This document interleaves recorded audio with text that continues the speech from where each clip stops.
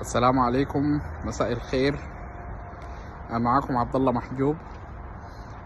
وانا حابب بس اتكلم كلمتين.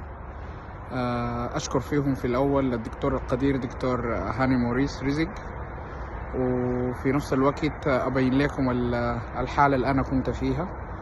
انا بتكلم معاكم من كندا، بس من 3 أسابيع انا كنت في الاسكندرية في مصر، وعندي صراحة مشكلة من زمان هي كانت متعباني، مشكلة اللي هي السليب أبنية سندروم، أو مشكلة انقطاع التنفس أثناء النوم. فتوكلت ومشيت قابلت كنت أقابل أخصائي بتاع أنف وأذن وحنجرة، فكان في ريكومنديشن لدكتور هاني موريس ENT سبيشاليست. فرحت وقابلته وكان نعمل مقابلة وشخص الحالة على طول، وكلمني إنه أنا محتاج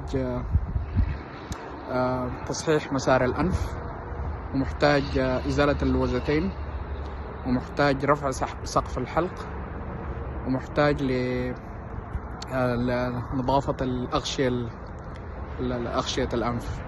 فكم عملية في عملية واحدة صراحة، والجهد كان مقدر من دكتور هاني في إنه عمل لي العملية دي، وهو مشكور يعني.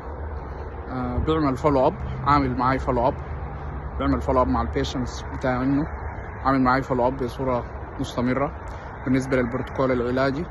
وانا الحمد لله يعني حاسي نفسي بفضل من الله وبفضل متابعة الدكتور هاني من بعد العملية ب 3 weeks. I'm feeling good. انا ما كنت بقدر اتكلم الكلام اللي انا كنت بتكلمه ده، والاكل ذاته كان في مشكلة، يعني الكلام ده كان اول يومين كده، لكن بعد ذاك عادي جدا الحمد لله. الوضع بقى تمام التمام، والحمد لله حاسس بفرق اثناء النوم. وانا اتمنى انه اي واحد عنده مشكلة زي دي يروح عند دكتور هاني موريس رزق في الاسكندرية، وهو بيقوم باللازم بإذن الله. وشكرا جزيلا.